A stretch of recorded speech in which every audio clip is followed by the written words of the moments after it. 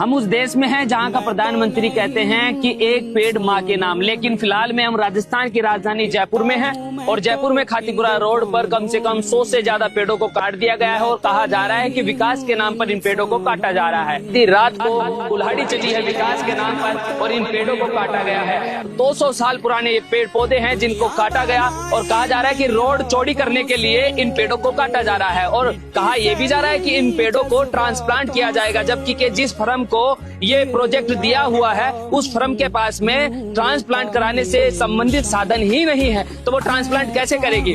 Sirsi road पर, नारायण विहार में, जयपुर में इन पे भी पेड़ काटे गए थे और उनको भी ट्रांसप्लांट के लिए कहा गया था। ढोलका बाट को पूरा उजाड़ दिया गया विकास के नाम पर। लेकिन सबसे बड़ा सवाल कि देश में हमेशा विकास पेड़ पौधों से होता हुआ ही क्यों गुजरता है। यहाँ पर इंसानों के आशियानों को भी तोड़ दिया गया, यहाँ पर घर दुकानें हुआ करती थी उनको तोड़ दिया गया और वो अपने ही मकानों के लिए, अपनी दुकानों के लिए, मुआवजे के लिए इधर उधर दर बेदर अधिकारियों के चक्कर लगा रहे हैं। ये पेड़ पौधे जो जिनके अंदर बेजुबान जानवर हुआ करते थे वो आज अपने आप को असहाय महसूस कर रहे हैं, उनके घरों को छीन लिया गया। मैं मानता हूं कि विकास होना जरूरी है, लेकिन विकास के नाम पर किसी बेजुबान को ये तक ध्यान ना रहे कि भाई इस पेड़ में 200 साल पुराना पेड़ है, कितने पंछी या कितने जानवरों का ये घर होगा। कहीं एक बार इनके घोंसले को कहीं दूर रख दिया जाए, इन जानवरों को सुरक्षित जगह रख दिया जाए, उसके बाद में कोई कार्रवाई की जाए। कमेंट करके बताएं कि हरियाली को समाप्त करके विकास की गंगा को बहाया जा सकता है।